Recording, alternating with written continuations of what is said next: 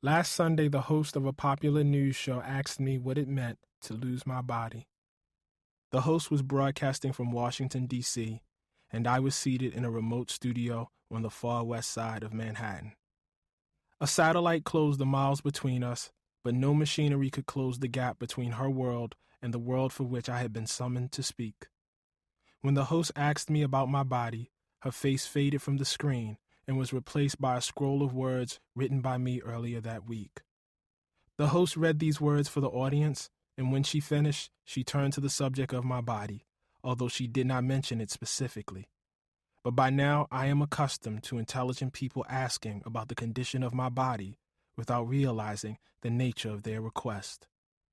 Specifically, the host wished to know why I felt that white America's progress, or rather, the progress of those Americans who believe they are white, was built on looting and violence. Hearing this, I felt an old and indistinct sadness well up in me. The answer to this question is the record of the believers themselves. The answer is American history. There is nothing extreme in this statement. Americans deify democracy in a way that allows for a dim awareness that they have, from time to time, stood in defiance of their God. But democracy is a forgiving God, and America's heresies, torture, theft, enslavement, are so common among individuals and nations that none can declare themselves immune. In fact, Americans, in a real sense, have never betrayed their God. When Abraham Lincoln declared in 1863 that the Battle of Gettysburg must ensure that government of the people, by the people, for the people, shall not perish from the earth, he was not merely being aspirational.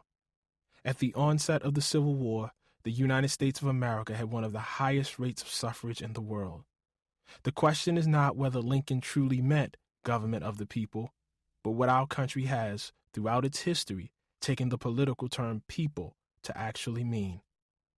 In 1863, it did not mean your mother or your grandmother, and it did not mean you and me.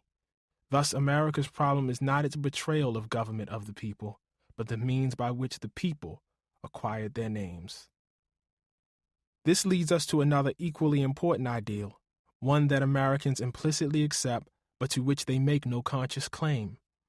Americans believe in the reality of race as a defined, indubitable feature of the natural world.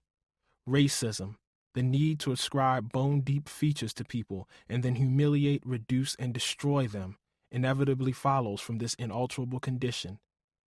In this way, racism is rendered as the innocent daughter of Mother Nature, and one is left to deplore the Middle Passage or the Trail of Tears the way one deplores an earthquake, a tornado, or any other phenomenon that can be cast as beyond the handiwork of men. But race is the child of racism, not the father, and the process of naming the people has never been a matter of genealogy and physiognomy so much as one of hierarchy.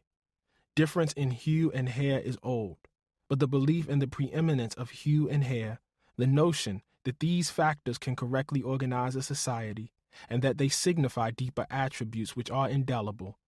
This is the new idea at the heart of these new people who have been brought up hopelessly, tragically, deceitfully to believe that they are white.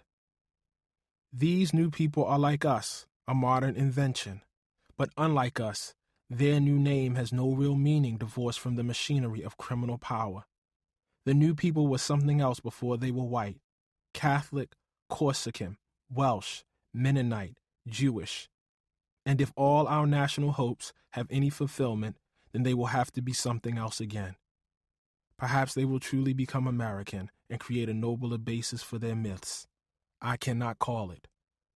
As for now, it must be said that the process of washing the disparate tribes white, the elevation of the belief in being white, was not achieved through wine tastings and ice cream socials, but rather through the pillaging of life, liberty, labor, and land, through the flaying of backs, the chaining of limbs, the strangling of dissidents, the destruction of families, the rape of mothers, the sale of children, and various other acts meant first and foremost to deny you and me the right to secure and govern our own bodies.